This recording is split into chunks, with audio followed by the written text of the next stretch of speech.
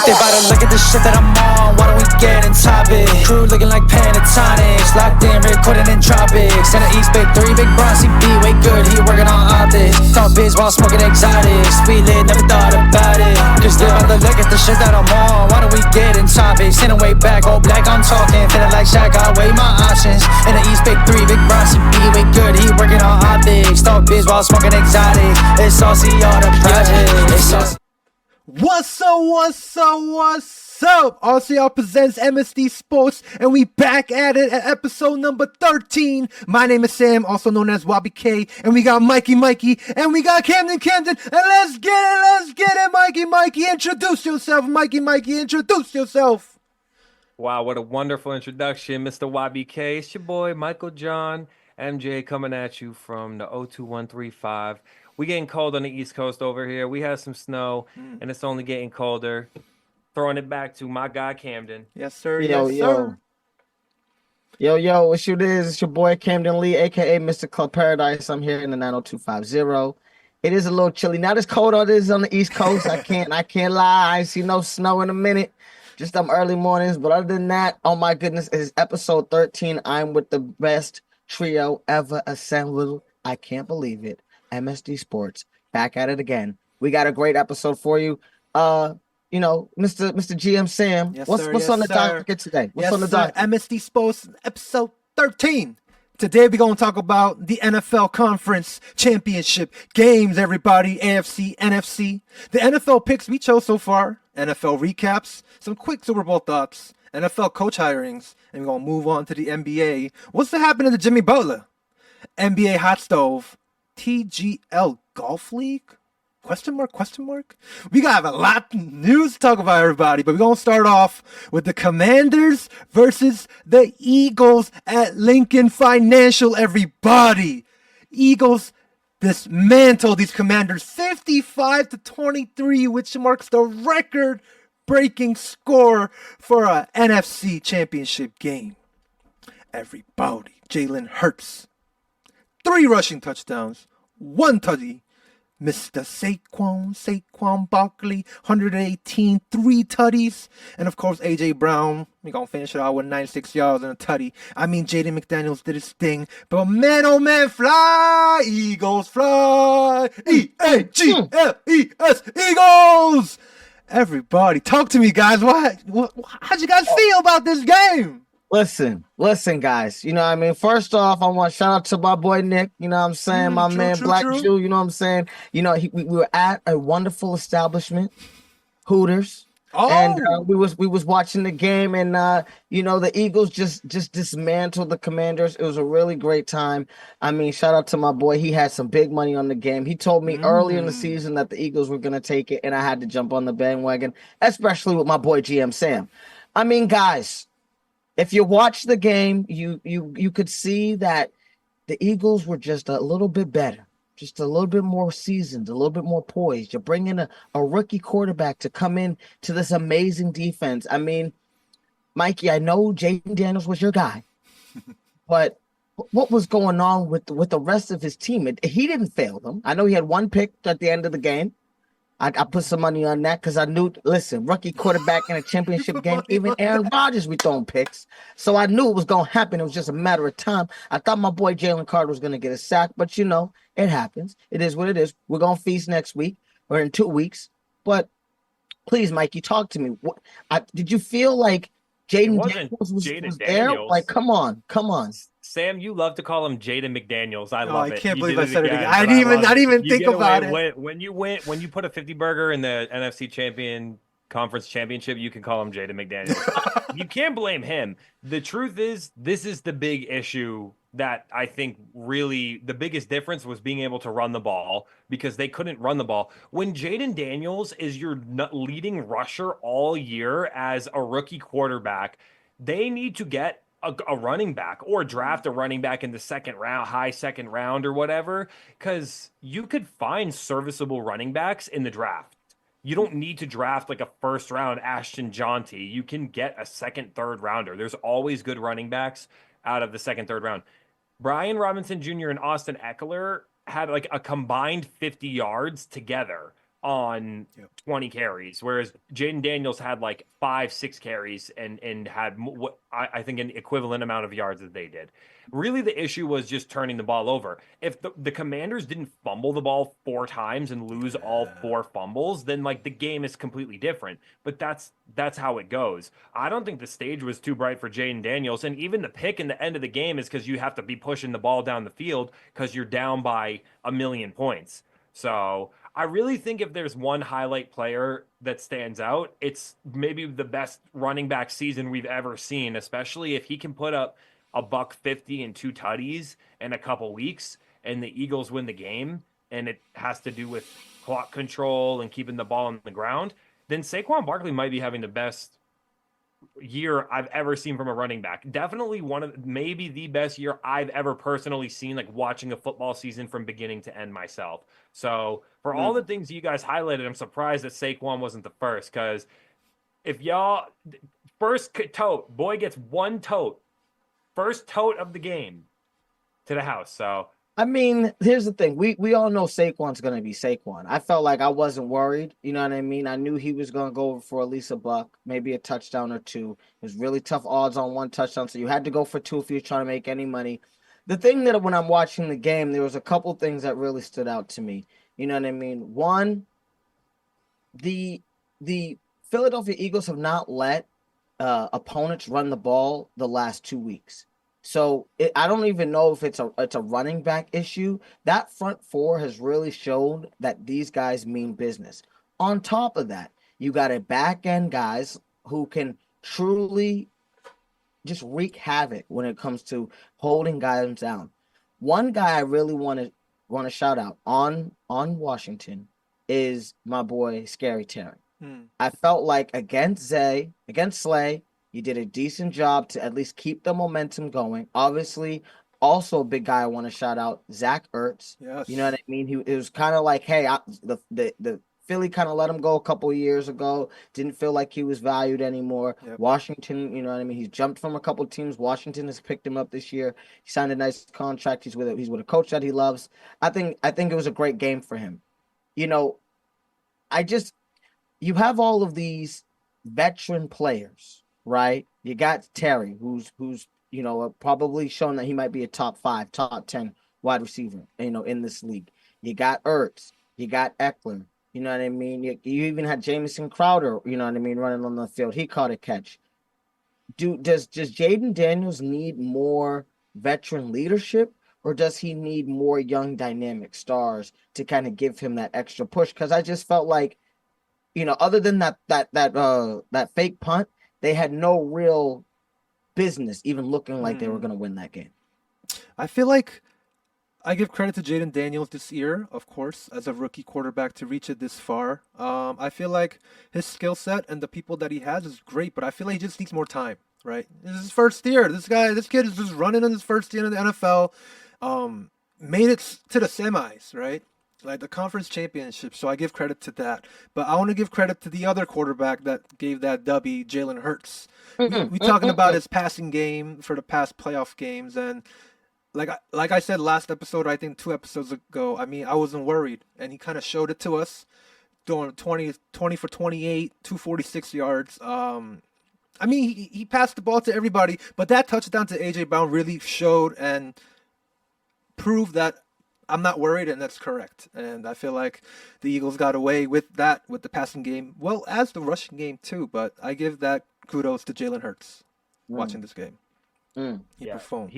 I mean, unlike Jaden Daniels, who, like you said it, David, I think perfectly, that like he's got all of like the bums that other teams cut and has made them play well, minus Terry McLaurin, who's been with the organization. Not to say they're bums, but like all these other players, Austin Eckler and Zach Ertz and Bobby Wagner. These were all players that were deemed as, you're no longer good enough for us to re-sign you to our team. And so Washington kind of ended up with veteran leadership. And that was the story of Dan Quinn this year. We're not going for talent. We're going for culture, because now you've built a culture. So I think they made it as far as you can make it. Again, if you turn the ball over 4 times, in the other team turns all 4 turnovers into scores, Points, yeah. whether it's a field goal or a touchdown, you're not going to win the game in a playoff game. You're just not going to, No. unless you're the Chiefs, I guess. Unless you're the Chiefs. But I will say, like you said, Sam, AJ Brown had a good game, which is good because now the media can kind of take a breather because he's reading his book on the sideline. Is he disgruntled? Is he not happy with his role in the offense? The offense is predicated around the offensive line. Like, that's the truth. It's not about Jalen Hurts this year. It's not about Saquon Barkley. It's not about A.J. Brown. It's not about Devontae Smith. It's not about Dallas Goedert. It's about Saquon Barkley and the offensive line. That's what it truly feels like to me. So you give Jalen Hurts all the time in the world to throw the ball. You only give up 2 sacks. You literally let him take 4 tush pushes in a row because Washington keeps jumping offside because it's an impossible to stop play. The offensive line is one of the best, if not the best, we've seen. Let them win the Super Bowl, and we could talk about where they rank in the terms of the lore of offensive lines, because this is one of them. I mean, That's even with the banged up offensive line, like Landon Dickerson with Cam Jerkins like banged up, they still brought 7 tutties, rushing touchdowns with 229 yards. Listen, that's more than the Dallas Cowboys all year, okay, in terms of rushing touchdowns, which is a crazy thing. And I mean, do we think that if Saquon wins this Super Bowl, that this is the greatest offensive line I think assembled in terms of running back or backfield in terms of a offensive line and a running back? Or, you know what I mean? Is this better than the AP? Is this better than the Dickerson in a sense? Because Dickerson didn't win the title that year. He won the rushing title, and he made the record, but he didn't win a Super Bowl. Right. It would be hard to say that it's not if they win the Super Bowl. I mean, if they win the Super Bowl, Saquon Barkley is going to be the best free agent signing of NFL history, in my opinion. Listen, I can't believe the Giants let that boy go. I mean, that's I would be kicking myself. And to think, I mean, what would Saquon look like if he wasn't at the Giants for so many years? What if he was and with a Philly for the last couple of years where, we've been, going through running backs, kind of jumping them out, in and out, things like that. So I'm really happy for Saquon. I'm really happy for the Philadelphia Eagles. Again, I had them as my pick because, for a couple weeks now, I knew they was coming to get this money. Mikey, I do have one question for you, and I know Sam was mentioning a couple things about Jalen Hurts and his being able to throw the ball. 4th and 2, Scary Terry against A.J. Brown. He catches that dime, looks like comes out like a raindrop in the puddle, comes up and catches that. Do you feel, and we're going to talk about that next game in a second, do you feel as though moving forward we're going to need to see more of that in the Super Bowl? Or is it just really Saquon? Because those moments, I felt like that 4th and 2 really let them know this is the men over here. This is y'all still JV, okay? This is still our division. For what, the touchdown catch? The touchdown catch was nice. Not the touchdown catch. The 4th and 2. It was 4th and 2. They had to convert, and they could have gotten 2 yards instead of Jalen Hurts throws the ball instead of passing it to Saquon. AJ Brown catches it over the boy right over on the side on the left-hand side of the hash, and they converted and they ended up going. And later that was set up for the touchdown.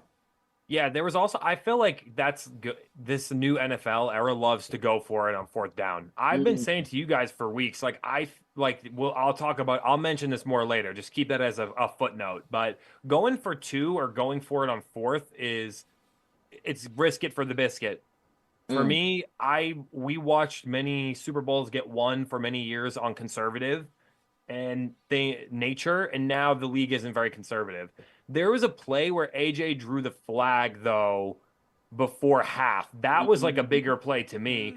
In man coverage, drawing the pass interference on you, which gave them the 1st down and put them in scoring position. And no flag, Washington gets the ball back, and maybe instead of it being 27-15 at half, it's 20-15 or 20-18 if they can turn it into 3. It's why those sort of mistakes make a big difference, because it's the difference of it being 27 to 15, and then you get the ball and score, and now all of a sudden it's 34-15 and the game feels out of hand.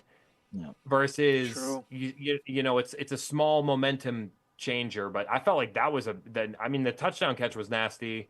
Fourth down conversions, you should feel like you can go to AJ Brown. Like, let's not act like he wasn't when they traded for him, it was like you trading for a top 5 wide receiver in the league. Yeah. So should call it what it is. You know, he's kind of had a down year, but a down year for AJ Brown is over 1,000.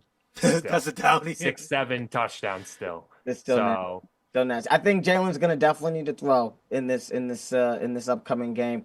Speaking of the next game, championship weekend, we had probably the biggest game in terms of anticipation all year. I think both of us, all three of us on this squad, really felt like this was going to be the championship game in the AFC, and it truly did not disappoint. We had the Kansas City Chiefs versus the Buffalo Bills in Kansas City, and like your boy knew in the beginning of the year, my Chiefs heading to another Super Bowl. I mean, when we look at this game, you know, it's not an eye-popping game in terms of stats. Okay, it was 32-29. And, you know, Mahomes, he had 245 and a tutty. You know, Xavier Worthy had 6 receptions, 85 yards. Travis Kelce, you know, was pretty much doing cardio and blocking. And I had a wonderful game last week. Don't worry about me. You'll catch me in 2 weeks. And one of the biggest stars of the game, which, you know, we're going to talk a little bit later, not Josh Allen, but James Cook. He had 13 carries, 85 yards, and 2 touchdowns. We knew, if you guys haven't listened to this pod over the last couple of weeks, you knew it was my boy Mikey's man, Josh Allen, aka Superman. versus the GOAT, you know what I'm saying? My GOAT right now, you know what I'm saying? The greatest, Patrick, my homeboy. And I'm gonna give it to my boy Mikey after I've already let you know that my homeboy took this money. And, you know, how's Josh Allen feeling, brother? How's Cabo feeling these days? I just want to know. You know what I'm saying? It's not warm over here, but my boy's still playing. What's going on? You guys see his face? He was so sad. I don't know if y'all watch like the compilation of Josh Allen every year. Oh, from like 2020, 2021, yep. 2023, 2024. Because that boy is... Hey, Mahomes said it too. He's like, dude, I'm sorry, but I'm sorry it had to be us. I'm sorry you had to come see us. I feel like this year, this is what it reminds me of. It reminds me of the early years in the Brady era of this sort of football, minus the scramble rushing touchdown that Mahomes had, which was a nice play because it was. But even more so, it's just Andy Reid, dude. He is unbelievable at calling offense. Kind of like Mike Tomlin, equivalent on defense, who's figured out how to update the defense to match the new age of the NFL. It feels like Andy Reid has mastered the new age of offense because they tormented the Bills on short yardage situations with the little QB rollouts to the right for just first down plays. And then it was that player, what his name? Benford. When Benford got injured, Elam could not. He couldn't. It was like basically throwing a football into a pool. Just, you know what I mean? Like your homie, as long as you could hit that ball into the pool, you know, I ain't going to say it's like throwing a ball in the ocean because he still will make the tackle. He was there. He'll just, you could catch whatever you wanted on him. They picked on him. So I have to give credit where credit is due. It felt like they did enough to win. The Chiefs did just enough to win. So that defense being able to make the fourth down stops, you know, Sam, how did you see the game highlights? Did you watch it? I know Sundays is hard for you as a man of worship. Let them know. I caught the second half watching this game. I feel like Buffalo Bills did everything correctly. Josh Allen looked good. James Cook looked pretty good. Everyone kind of did their thing, but I just feel like the mistakes that they made, and I feel like the thing we always talked about this whole pod is the Chiefs always find a way to win. And I feel like there's a stat, I'm not really sure on like exactly the numbers and the percentage, but there's a stat where like if a team is down by a touchdown and they have a minute left to win, 66% of that wins, and that 66% of the teams that are in the situation wins that are down. 20% of that 66 is Patrick Mahomes. So when I heard that stat, I was like, wow, this is ridiculous. This is NFL history. But Patrick Mahomes has that 22% of that 66. He's bumping your joint up from 40 to 60. He's Yeah, bumping your joint up from you're not getting no loan to you getting a bag in this mug. Yeah. I mean, one thing I saw, you know what I mean, online before the week was, Deere was watching Josh Allen highlights. And even before the game, Josh Allen was watching Deere highlights. And I felt like, unfortunately, on that last couple throws, that last drive when they should have handed the ball off to James Cook, who was running and dicing these boys. Crazy. He looked like a deer in headlights. I mean, Mikey, you said it best. At the end of the day, Andy Reid just knows how to win, and Patrick Mahomes knows when to turn on the juice. I think when it comes down to it, I've always said this throughout the playoffs: big time players make big time plays, and the Chiefs are just used to being in that position of pressure, and they relish in it. And I think this weekend we kind of saw that in both championship games, where we saw guys kind of crumble under pressure. Josh Allen, to me, is still Superman. I don't disagree with that. I still think, he's a top 15 quarterback all-time playoffs. I think his resume shows the only time you've ever lost is to my homeboy. I think that speaks volumes. You know what I mean? And 3 points. It's not like it was, a blowout. So if the Chiefs win this, is Mahomes the GOAT? Not yet. You got to win a few more. You gotta win a few more.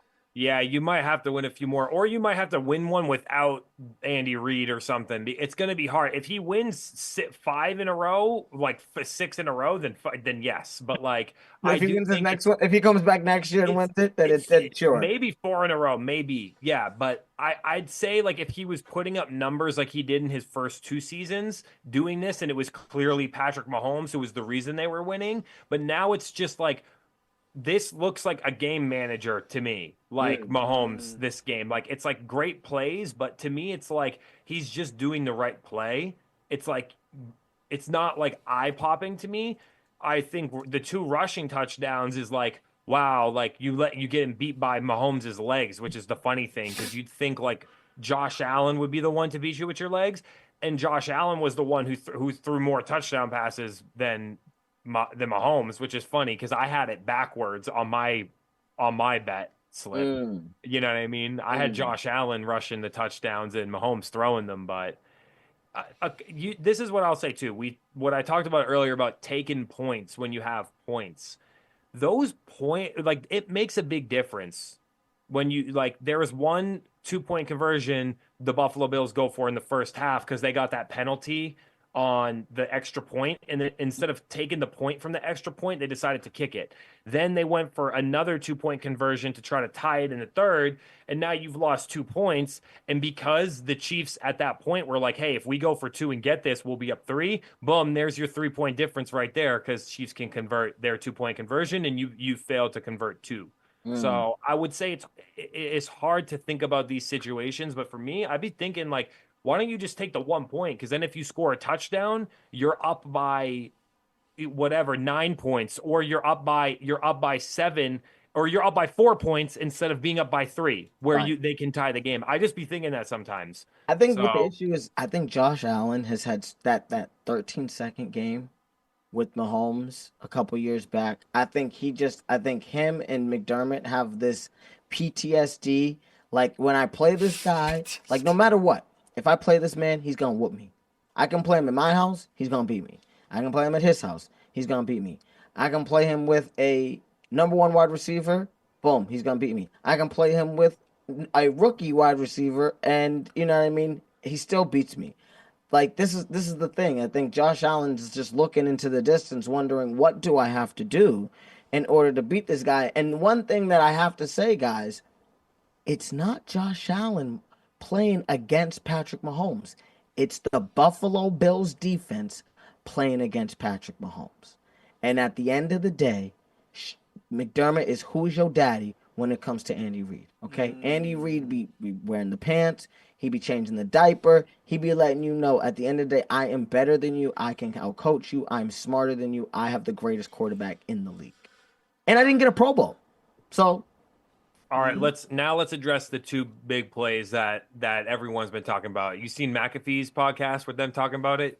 I did not. I did not. I don't know if you'll be watching that. We locked in MSD. It's difficult, but I did see the plays. I did see the plays. The first one. Let's go to the one that came earlier in the game, the catch, if that's a catch or not. Because I feel like that's like, for me, even live time when we were talking, I was like, it looked like gravity helped him. Mm-hmm. It's just hard because the NFL would just be deciding what they want, and that's what we'd be talking about when does the referees give the Chiefs the calls? It ain't about who gets the most amount of calls. It's about who gets the calls in the most important moments. Mm-hmm. So I remember we talked about it last week. MJ, you get the benefit of the doubt. Brady, you get the benefit of the doubt. It's just about the timing of it. We're talking about in an AFC championship game that comes down to 3 points, and those things are going to be scrutinized. So for me, I'm watching replays. It don't really look like a catch, but you called it a catch on the field. So I don't think the evidence was indisputable to turn it around, but it certainly doesn't look like a catch to me. I mean, when you're looking at it at first, you think it's a pick. So that's the thing at first. Mm-hmm. So I think at the end of the day, it's like, it's more of, there's a rule book where it says you have to maintain this, you have to do that, and we've seen over the years the Des Bryant, we've seen the Larry Fitzgeralds, we've seen so many situations where the refs have decided whether or not this guy's caught the ball, maintained the ball, and I love it, because this is the thing, and for some of you guys, you think about, oh, well, why don't the refs be robots? And why don't we have the player catch this and do all these things and whatever? Listen, I'm going to tell you this right now. Do you know how many holding calls there are in a game? Do you know how many holding calls that get called in a game? Do you know how many false starts are in a game? Do you know how many, there's too many things. Like pass interference. I mean, and this is the greatest thing too. If you know the rules, you know how to play. So okay, but that doesn't answer the question. Was that a catch or was that to me that's a catch? To me that's a catch. It's a catch. He had control. He had the ball. Did he have control? He had control. Sam, do you think he had control? I think he had control after the ball had touched the ground. You talking about when the Bills Hollins catch? The catch by who was it? Worthy? The Xavier Worthy catch. Yeah, the Worthy catch. I think that was a catch. That was a catch. I agree, but I feel like I want to say this, like in sports, I feel like at the end of the day, no matter how talented you are, no matter how many names, star player names you have in your squad, if you want to win it all at the end of the day, you need that little bit of luck. And what Mikey said too, that call at the right time on that fourth quarter, maybe 50 seconds left, it just happened to be that call. That's that luck that goes to that team, I feel like. And I feel like, like what you said too, David, like calls can be called anytime. And it's up to the ref, he throws the flag, right? And like, he didn't call that one, the other play, how come he called that? It's also that whole comes to the factor of luck into the game too. Yeah. Well, that's the issue though so where is this catch, I think is a disputable one. The spot of the ball, like in the fourth quarter drive with 13 minutes, Bills up 22-21. I don't understand why they can't pull a little technology like they have maybe in tennis, because we can't be having dudes with, I'm not saying take the chains away like they were saying a few years ago. Put a little chip in the ball so that we just know where it was and it's indisputable. Because you're right, we do need referees on the field to decide what's a roughing the hit, what's a roughing the passer, what's an unsportsmanlike conduct. What's a pass interference offense? What's a defensive pass interference, right? We do need those sort of, a robot can't judge that. You're not going to take refs away. Not suggesting that. Right. But to have one sideline judge run down the field in a first down marker, right? In front of the first down marker, and the other one run down and not be in the first down marker. It's like, The other one, the one that said that wasn't a first down, was looking at the ball. The other one thought it was a first down just because it was a push. So when you look at that play specifically, the one, he didn't cross the line. So it didn't matter what the situation was. The ball didn't cross the line. And it looks like it does in the replay though. No, but they didn't call it on the field in real time. In real time, it doesn't. Even in the replay, it doesn't. It doesn't look like Josh Allen gets. He looks like he got his back. And if I'm holding it, and if I'm holding the ball on my back, that's still 6 inches through my sternum. That's not crossing the ball. I don't think we're watching the same plays then. Because I feel like if you watch the replay, the ball does look like, but it's because on the digital replay, that line is not the line of the chains. So that's the difference, right? Because it's on the TV. The yellow line they show us is not exactly where the chains are.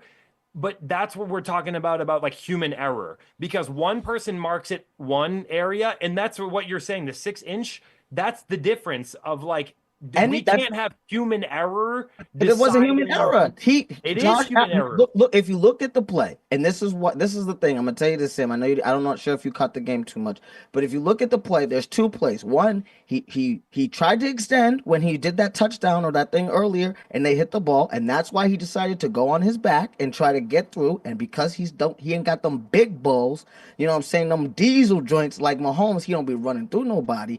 When it comes to the Chiefs, he decided, I'm going to decide to go in the back and go backwards. When he goes backwards, he stood straight up. His back, I will tell you this, his body is crossed the line. But the ball with his body did not cross the line. If he's a big dude, he's 6'4", 240. He's a big man. So listen, if it's not indisputable and he didn't fall, he can't get enough to get to The thing is though, this is why but this is exactly what I'm saying. It wasn't indisputable either way. If they called that a first down on the field, people would have lived with it. You see what I mean? Would have still thrown a flag, and I feel like people would have. But that's what my point is. It shouldn't be going to that. I think for like the matter of like those situations, just like a matter of inches. I don't understand why there can't just be a little. Like, I'm not saying take the refs out, but put a little tracker in the ball. You could see, did the ball, because how many things with our iPhones can tell us how many inches we are away from something, over the last 30 years, we've had so many plays, and maybe the last 20 or whatever, especially since we've been able to watch games and broadcast games more frequently. There's been so many plays where that has happened. So many games have been decided. And the difference between losers and champions is that champions take the games out of the refs' hands, and losers let the refs decide it. Kobe Bryant took the game out of the refs' hands. Michael Jordan took the game out of the refs' hands. After the catch on 28-3 with my boy Tizzy Brizzy and Julian Edelman, he took the game out of the refs' hands. That's what major players do, and Josh Allen got to get on it. That's all it boils down to. He got to get on it. You got to let him know. Yeah, no, agreed that it doesn't that one play doesn't change the game. I just feel like you leave too much discussion when there's like a margin of error that is just associated with being a human. I don't think it's a hard ask to ask for that. Hey, let's just see what happens, I guess, in this next one for the refs, because I remember how the last Super Bowl ended between the Kansas City Chiefs and the Eagles. I still remember it because it was a great game, and I thought it was a horrible ending. And I'm sure Sam might have felt the same way too, like a ticky-tacky flag that ended that game. Yeah. So I mean, it's going so well. Hey, and that's the thing too. But are we gonna be like, well, it's the fourth quarter, so we're not gonna call this holding because they're on the 10 or the 30, and if they're out of the 30, you know what I'm saying, where there's holding all the time. There's all these things in certain situations where even like spots of balls or catches or whatever could be measured in a better way, but it doesn't bring the je ne sais quoi of the game, if that makes sense. It doesn't make the game really come as a game. It makes it seem like it's, you know what I mean? It's an organized, automated sport. Yeah. I'll say this: if I was to make an analogy, one last analogy to like a tennis game. Imagine if it was game point. Oh, David cut. Imagine if it was game point, Sam. Yeah. In like a Grand Slam tournament, and you hit the ball, and the referee called it out of bounds. Like 30 years ago, it's out of bounds, but now because the ball we could see. You know how they have the replay that shows He does a little shadow like that thing? exactly. Yeah. That's all I'm saying. Like when we're not saying to do it every single instant of every game. We're just saying like when we need to like do it for Get into the dissect. Exactly. When we need to see it for certain games. I really like your idea on like having a chip in the ball. So like whoever has possession of it, like it has like the percentage of who has more like hand on it, or like who has more control percentage type. I don't know. Like, you know what I'm saying? Yeah. Like a nice, I'm sure there's a robo chip that can do that. I'm sure. Yeah. Yeah. Hey, can't leave it to close plays. If you want to win, you got to win like the Eagles did. You Yep, know, definitely. 55-23. You can't the 50-piece bomb. You can't Boom. leave one possession games to the Chiefs because we said this stat. It's the NFL record, right? 17 games in a row won. That's ridiculous. That were decided by 7. When the game is decided by 7 points or less, Yeah, they've won crazy. 17 in a row. I'm scared, but at the same time, not. I feel like very confident after seeing that 55 piece. Watching this AFC game, Bills Chiefs, it was a stress free. I was telling the people I was watching with, I was like, honestly, I don't really care who comes up. Like I feel confident, you know. Yeah, I think you guys should feel confident if you can force some pressure and get some turnovers, like maybe 1 or 2. Then I feel like you're good as long as you don't turn the ball over. Yeah. Hand that thing to Saquon. Jalen's gonna be rested and he can run the ball. You've kind of saved his legs this year. Instead of letting him rush 9-10 times a game. Yeah. It's been 6. Wow. So, I mean, my initial thoughts is interesting because like I don't love the fact that the Chiefs get another rematch in the Super Bowl because we saw them do this with the 49ers already. Right. And it was a great game. I just feel like it's same old song and dance, you know. But on the other hand, you got to appreciate greatness, right? And we're seeing greatness. We're seeing all-time greatness right now. I mean, if 4 Super Bowls in a row, exactly. If Patrick wins this one, no one won 3-peat here in the NFL, so that'll be a cool feat to see in terms of if the Chiefs side. Yeah.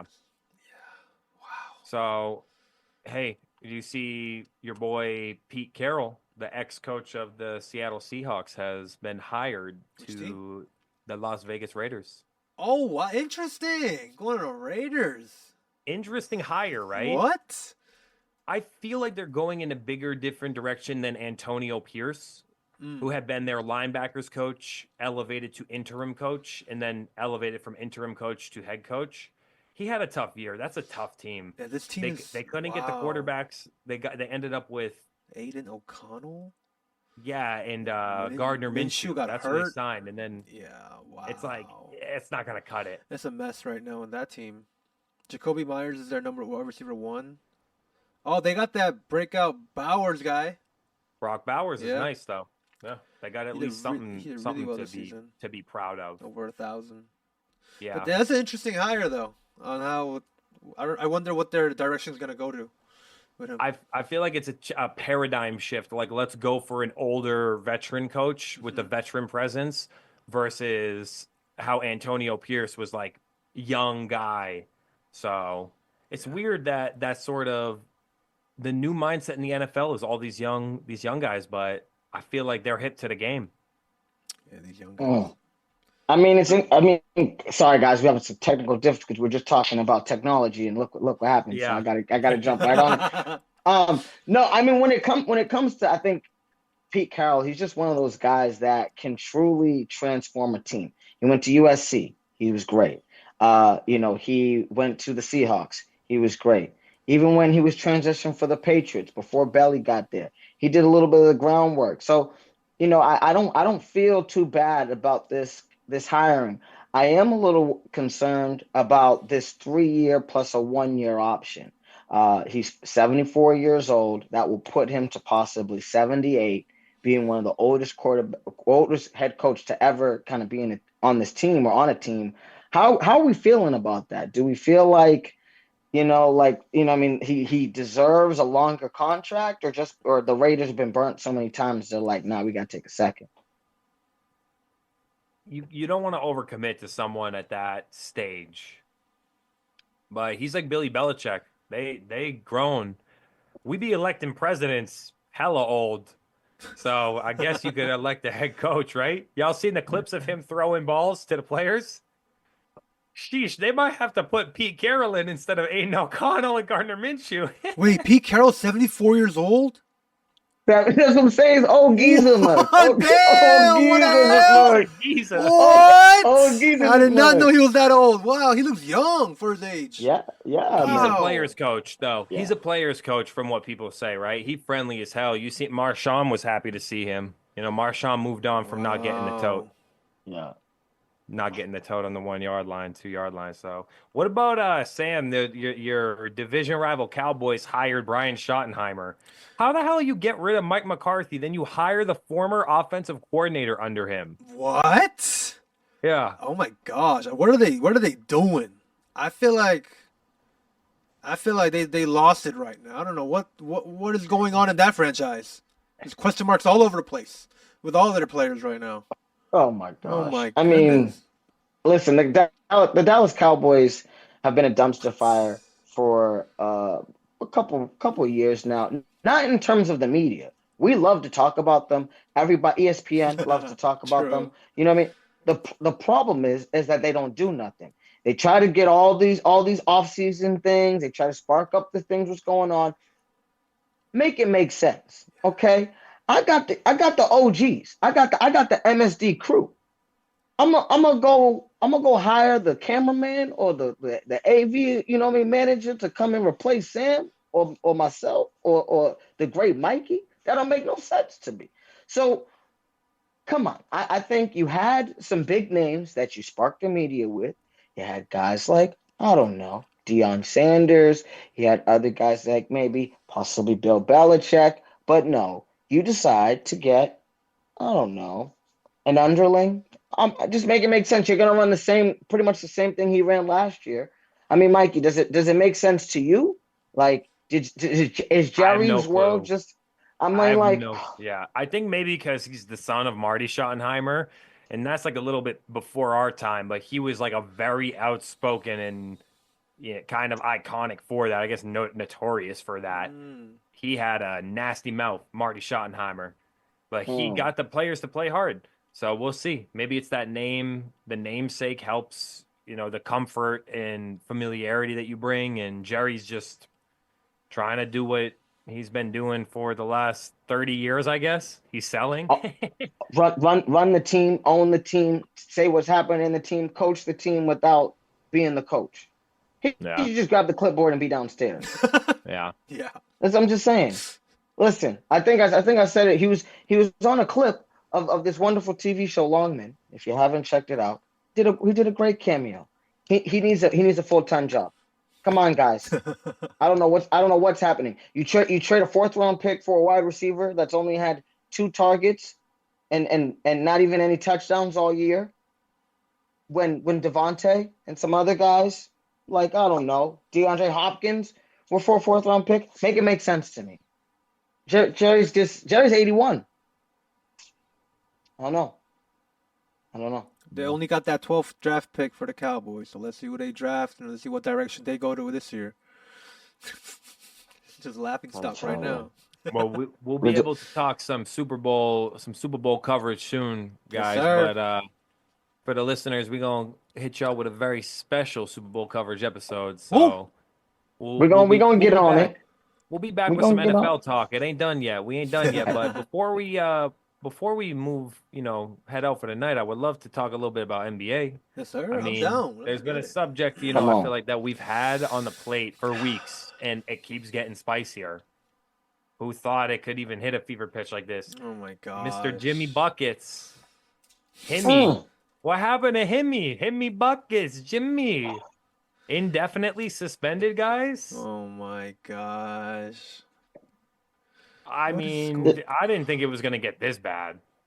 This is just a tell for where Miami is at in terms of where the Jimmy saga is.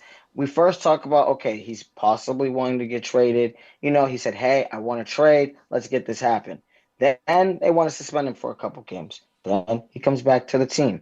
Then they suspend him for a couple games. Then he runs out of practice Trade the man, okay? You got Bradley Beal's wife and kid crying at his game saying, trade your bum behind for Jimmy Butler. Just trade him so Bradley can go. You know what I'm saying? And that's just I just feel like an indefinite suspension, Mikey, I think is just unfair. I think it's I think the Players Association needs to talk about it. It's not like he's not able to play. It's not like he's hurt. It's not like he's doing anything detrimental to the team. He's just saying, listen, guys, I want to leave. Why haven't I left yet? I feel like when trade rumors happened from the beginning, from the get, the Heat was asking for too much. And I feel like, I feel like the Heat was like, I want like maybe like 2 first round, maybe give me like another star player and maybe like another second. And I felt like the teams were like, whoa, you going too much for this guy. And then the drama sparks. And now the team is suffering with all this drama. Now it's to the point where it's like, yo, we just have to get rid of him now. Yeah. And now we're seeing from news reports saying like now his value has dropped in trade stock. So now teams are back to being interested. So it's like there's a whole circle going on, and I feel like it's a mess. And Jimmy just needs to get out of Miami right now. Yeah, they need to get rid of him because he has the player option to stay next year, which he said he plans to invoke already because it's 53 mil. That's a lot of money. They just got to find another suitor because the Suns are down to take him. They just need another suitor because they can't take on that 53 mil. Because I don't think the Heat want Bradley Beal's contract. So they're going to have to work out a way to swap with a third or fourth team if the Suns want to get it to work.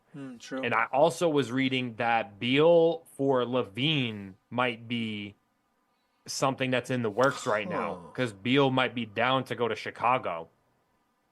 Because it would put him as basically the primary scorer there back into I'm the primary scorer. That's true. And then Zach LaVine gets to play with two great players. That's KD true. and Book. So it's an equal contracts essentially. I think Beal is going to make 50 next year, and LaVine is on like close to that pace. So do you think LaVine, KD, and Book have there's going to be enough ball to pass around for that?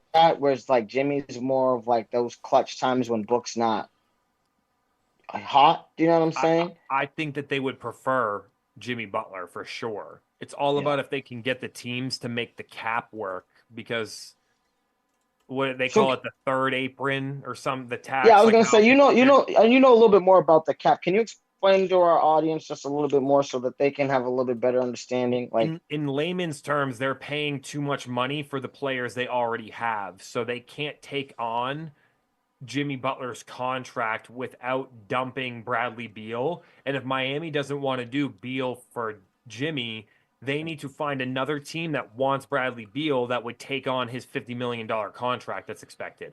Otherwise, it would put them over the limit of what you're allowed to spend for the players. Yeah, you're going 51 to KD, 50 to Bradley, 49 to Devin. So yeah, you gotta a lot of freaking money. You gave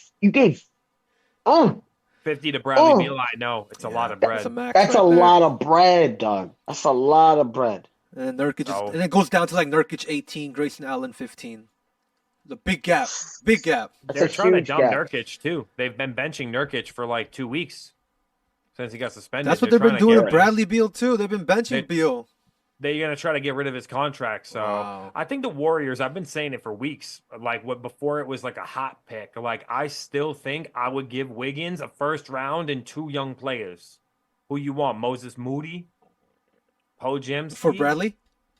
For Bradley? No, for Jimmy. Oh, Jimmy. Oh, Jimmy. Yeah. Yo, the Warriors were back to being interested after his trade value dropped. Bro, just give him Wiggins, bro. Wiggins is you know what nice. I also saw too? Jimmy Butler, Timberwolves for Julius Randle and more. He ain't gonna want to go back. That's the only thing I don't think. You don't think he wants to go back to Minnesota? I don't think so. I don't think he's gonna want to. Right? So if you want to get a good player right now, the fact that the Kings have made it official that they will hear trade offers for De'Aaron Fox, I think that's the one that I would be willing to give up like all-star caliber player for, because I like De'Aaron Fox. Young, efficient scorer, can dish the ball. averaging 25 and 6 right now. I feel like I would push for him a little bit harder than I would push for a Bradley Beal or a Jimmy Butler even, just for the sake of the age. Because I think Butler is for a championship contender team. Yeah. And Beal or De'Aaron Fox is like a younger team looking to maybe have a piece, or Bradley Beal is just getting paid so much that 50 mil is hard. I'd rather take 50 million in Jimmy Butler, who has that playoff experience. Oh yeah. Yeah, Definitely. yeah.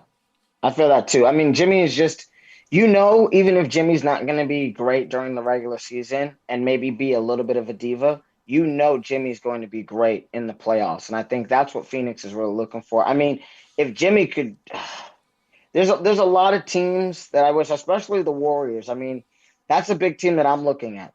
Can the Warriors really transition and maybe do something during these years of Steph Curry?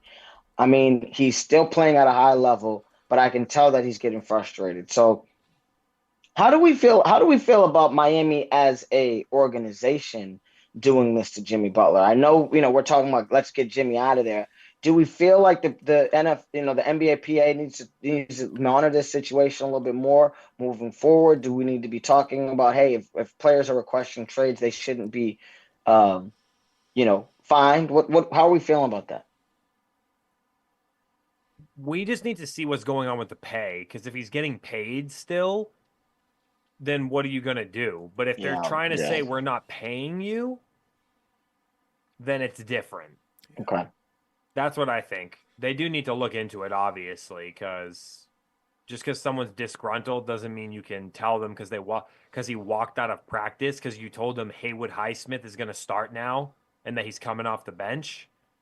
Either play him or trade him. Exactly. That's where I'm at. Let him play because he's obviously the starter that would help you win, or trade him. So it's messy because it's hard to blame either side, in my opinion. Yeah. To where it's now at where it's at. Yeah. Yeah, because he did it privately. We all, you know what I mean? Sham broke the news before he did it publicly. He did it privately, and then they wanted to say, no. We're not trying to trade nobody, and now we're in this. It dates back to last season when Pat Riley said that nonsense about it. You should shut the hell up if you're not playing against the Celtics and Knicks. I think it was a little harsh for the player that carried your team through the playoffs and kind of brought the chip on my shoulder mentality. I'm a dog mentality that brought you to the finals. Yeah. So I guess we will, we'll wait for the next episode in the Jimmy Butler saga. Jimmy. Quick question for my guys, since we've had, it's been like almost a week, five days or so since. Where do I want to give y'all the last 5 games, stats for SGA and Jokic in here, if we're still looking at SGA in pole position for that MVP. All right. So last 5, Shai Gilgeous-Alexander, 37.4, 6.2 assists, 4 rebounds in his last 5 games. He also tallied a total of 12 steals over 5 games. Not bad at all. Jokic over his last 5, averaging 27 points, 12.8 rebounds, 12.4 assists. Triple double? Yes, sir. And he's got 9 steals and he's got 7 blocks over those 5. So, I mean, listen, this is a great playoff race. Why you trying to smack me over the head with Jokic, man? Why you trying to just give me these stats just to rub it in my face? I know Josh Allen was your boy, and I know I beat him up a little bit early in the segment. Why you trying to beat him up, SGA? That's my guy. I mean, he's balling. He's balling. He's going crazy. But I mean, those numbers, you put those numbers and you don't put the name next to it, you're picking those numbers every single time. Yeah. Those are 2K numbers. I don't know if any of y'all play 2K My Player, but I'll tell you this right now. If your 2K My Player was averaging those numbers, they win MVP every single year. I mean, that's just a triple-double. Triple-double with 27. Triple-double with 17, guys, or triple-double with 15. It's different. Triple-double with 27. It's like I could do 40. I could put a 40 on your head top every night, but I'm going to be chilling, and I'm going to let my boys score. That's just crazy. Yeah. I will say they did lose their last 2, which does make a difference kind of, but We've also seen the Thunder lose twice to the Mavericks in the last 5 games. They can't beat the Mavericks for some reason, and that's no Luka. So that's a little concerning because the other teams they played were the Nets, the Jazz, and the Portland Trailblazers. So it's like that's pretty trashed, right? I expect the Thunder to beat those teams, but Thunder are still sitting there at 37-8. So I think with that record, and hey, if you're still averaging 37, 6, and 4, and you got a dozen steals over those 5 games, 2.4 steals a game, I think he's still holding that first place, but just by a thread. Barely. Yeah. But Jim Sam, how do we feel? Are we think if SGA stays locked in with that Oklahoma City #1 seed that he might win his first MVP, or is Joker's numbers just too astronomical? As of today, Joker's full regular season average at 30 points. 13.1 rebound, 10.2 assists. So right now, Jokic is #1, as I always said. 30-point triple-double, guys. This guy's bowling. On bowling. Let's go. Jokic, right now, would have been MVP. I'm so sorry, SGA. You a baller, but this man triple-double. Oh, yeah, you got to give it to the triple-double. And you got them blocks going and them steals going, so, yeah. The steals make a difference. Yeah. Not going to lie. 1.8? The steals make a difference. 1.8 steals a game is crazy. Steals make a difference. I'm finally going to relent and say that, I'm okay if SGA keeps the first place right now, but I do think, if it continues this way, Jokic is going to edge him out. You think if the numbers stay the same, you think it'll edge him out? Yeah. Even if the Thunder's #1 seed? I think so. If the Nuggets can squeak up to the 3rd or 2nd seed, then yes. But if the gap between first place and that Nuggets in 2nd or 3rd isn't that far, it'd just be hard to overlook that. So I hear that. Okay. I hear that. Celtics still struggling, like we was talking last week. They win one, they lose one. They win one, they lose one. So, but one team that's surging that I actually feel like, I know his stats ain't been crazy this year, so everyone's like he's not an all-star. But the Pacers are back on like a roll, kind of like how they was playing last year, because they're 15-5 over their last 20. Wait, damn, that's a crazy. What? Not bad. 15-5. They were kind of going went crazy, bro. A little bit, yeah. They were not doing well in the beginning of the season. I think with Halliburton kind of getting back and kind of getting that team in a better way. It took them a second. I mean, listen, the Celtics are going to be the Celtics. They're not playing for the regular season. I think the rest of these guys are. Even if we look at Indiana, Miami, Orlando, they're 500 teams and they're in the 5th, 6th, and 7th spot in the East. So you know what I mean. The Celtics are 5.5 games back in first place. It looks like Cleveland might be able to hit you know what I mean, a really good number this year in terms of wins. It might be a 50-win team. Could be possible. Maybe a little bit more. But yeah, I'm not worried about my Celtics. I think they'll be all right. So one team that has been surging that I really do want to talk about. I know I just talked about the Celtics. That's my East Coast family. I love y'all. Y'all know what it is. But my Los Angeles Lakers at 26-19, they were hovering around that 8th spot, 9th spot. Now we're cranking it up a little bit, getting a little some money on the flow. Do we think we make a little bit of a trade and might be able to do some damage in the West? And LeBron are kind of demanding to get somebody in their squad right now, because the other day, guys, I just saw AD drop 40-20. So yeah, I'm like, AD is balling. Yo, he's been going nuts. So I feel like it is time for them to get somebody. Listen, they cooking it out right now. They cooking. Listen, it's great. A duo is great, but you need a trio if you're trying to be excellent. That's why MSD is together, baby. We the trio, the greatest trio ever assembled. I'm just letting you know. So I'm telling you, my Lakers need something because, they're rough. They're rough out here. Cooking. AD is cooking though. You heard what he said though? AD's comments about he wants a 5 so that he could play 4. Yeah. He's been wanting to be the Interesting. natural. He's been wanting to play 4 for a while. For the whole Kind of time when he was a in the weird- Lakers. But it's a weird thing to say when you're playing so dominant. That's my only like, huh? Like it's okay to say like we want talent. I just might not say, I don't know. I felt like that was a weird thing to say. Well, think Or it's about like- it. This is who he's trying to get. He's trying to get somebody who can help him out with Joker in the playoffs. He understands, okay, I got these young guys that can do it. LeBron can still score. But if I'm at the 4 and I have a 5, a Jamel McGee, a Dwight Howard, we win a chip. And when I'm not at that natural position as a 4, which is who I am as a 4, I played point guard when I was in high school. I was running the pizzy. You feel me? Being as tall as I am. So I'm just saying, I like handling the rock. I like being out on the perimeter. Give me a 5 so I can do my thing. We need Vucevic. Bring him to the Lakers, baby. We need And you're asking Vucevic. for a lot though. Bring him to the Lakers. Listen, That's I'll give him three second-round picks. I give you Wow, three. 3? Oh, 3 second Three. round. Oh, okay. Three, of course, 3 second round. You know, second round picks ain't nothing when it comes to the MSD Sports crew. Listen, let's give him 3 second round picks and a player. They're not going to give him up though for that because he's averaging like what 20 and 10. 20, 10. They're not going to give him up for that. So I He's gotta like give a him 40. He's a 40% 3-point shooter and he's averaging 20 and 10. How old is this man? Okay, what are we looking like? How many years left on his contract? Can we see? 34. He's 34. Oh, he's so kinda I old. mean, That's what I'm not saying. young. He's not young. That's what I'm saying. Let me give a couple of my second round picks. Take one of my young bucks. Take a young player. Take Fair. Austin Reeves for all I care. Wow. Take Austin Reeves and toss me Vujicic for a little something. We'll be all right. I'll be chilling. You know what I'll say? I will note.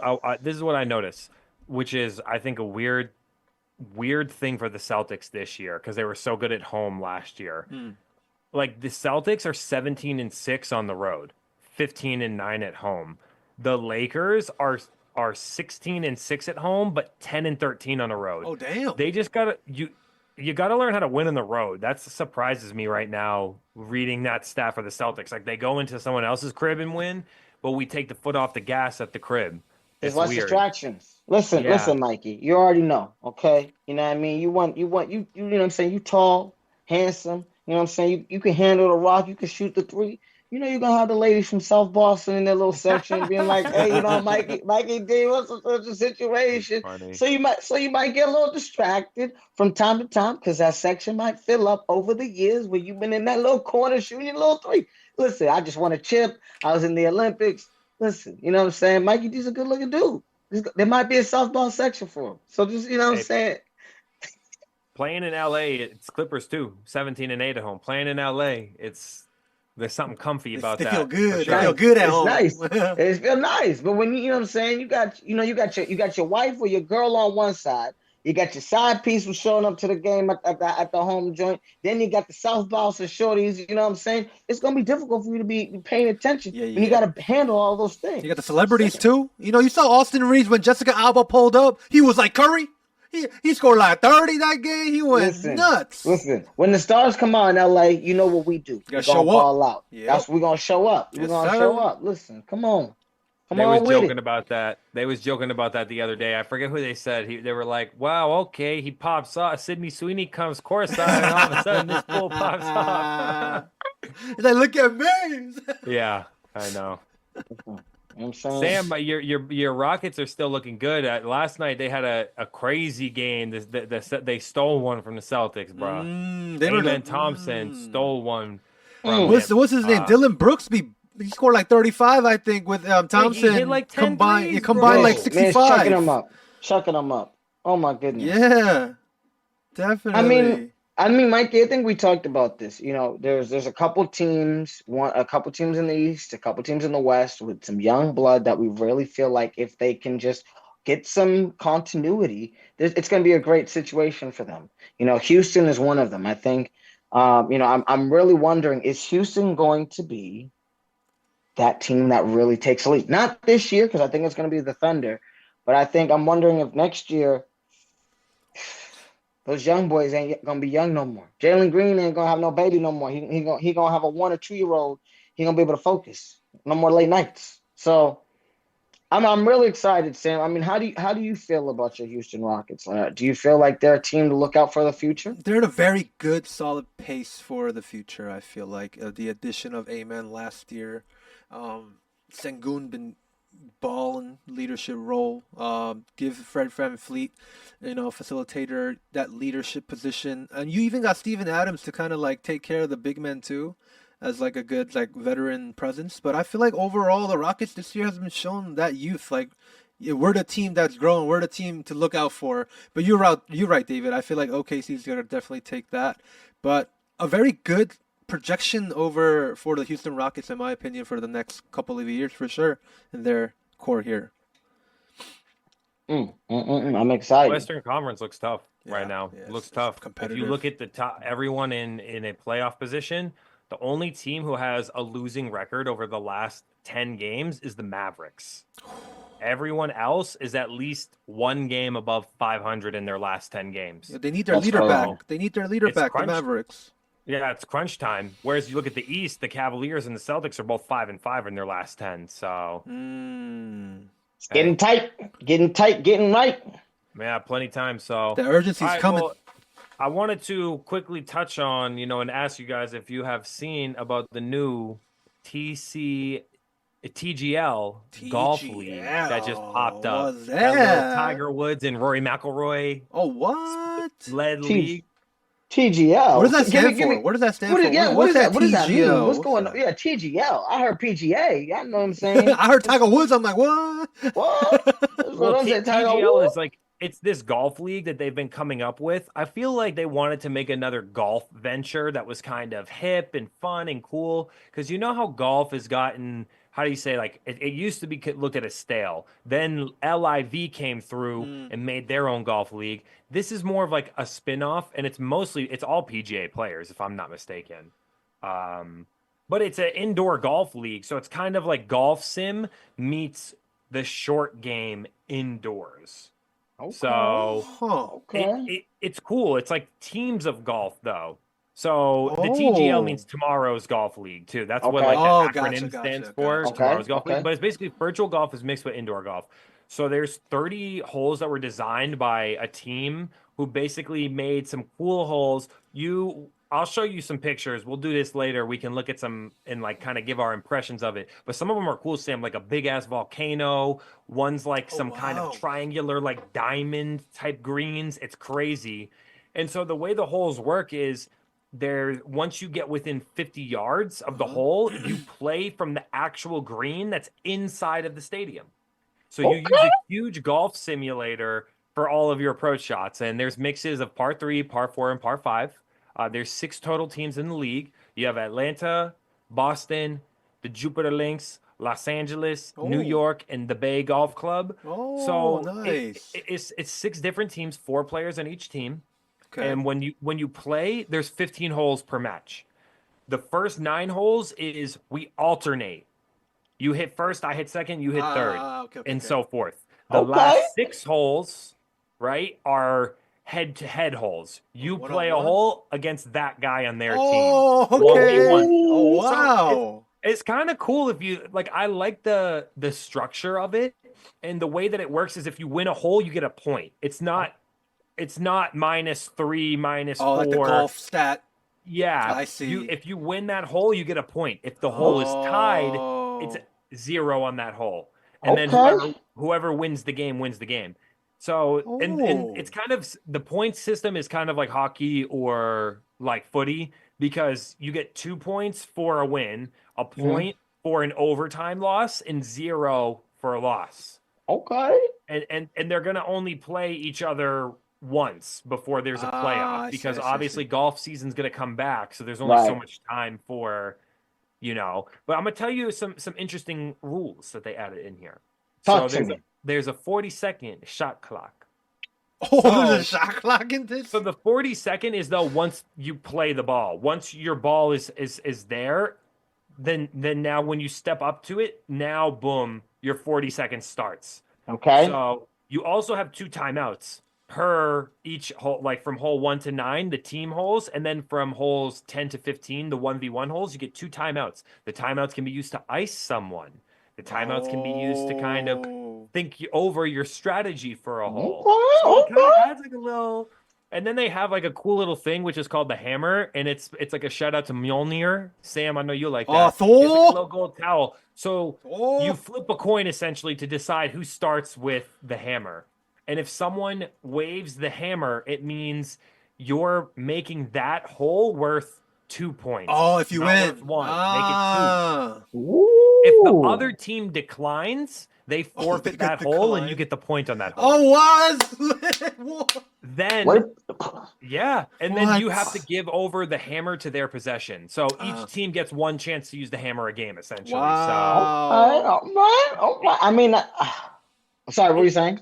No, it's pretty cool. It's just there's a lot of like I feel like fun little rules that like go into it. You can tie, obviously.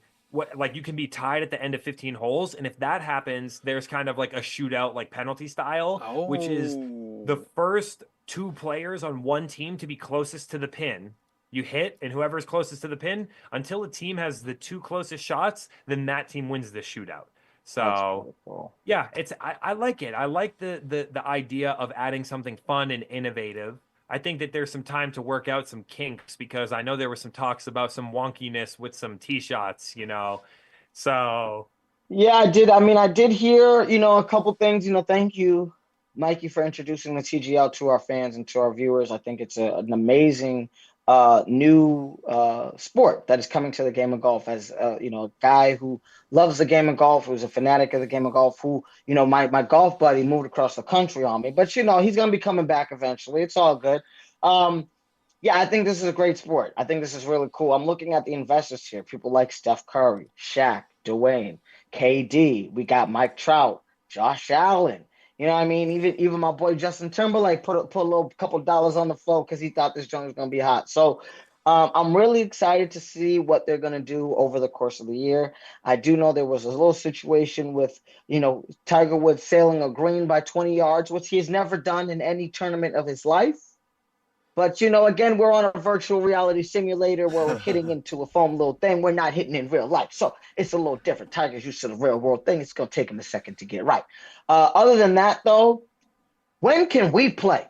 Listen, TGL, I'm telling you guys right now, we are supporters. We love the golf game. You know what I'm saying? I'll bring my little clubs. I'm going to do what I do.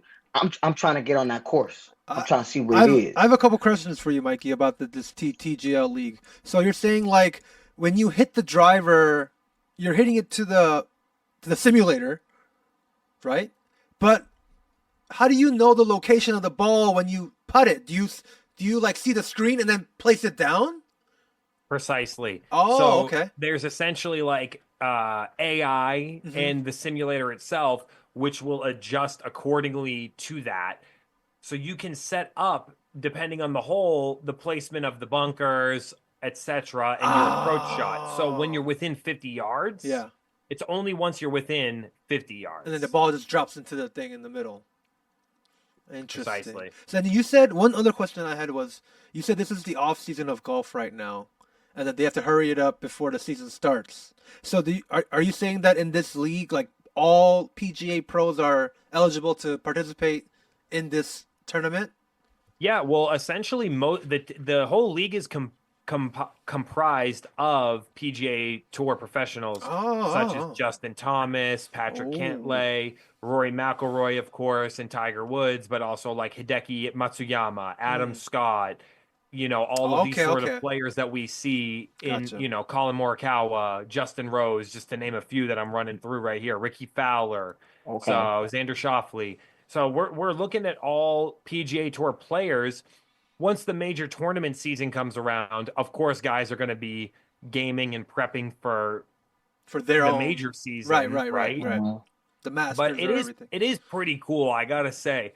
The simulator is huge. 64 by 53 feet. The simulator. Right? Wow. That's huge. Where can they kind of hold a place like this? Did they have an event recently? What was going on? Where did they play? Yeah, well, it's SoFi Center.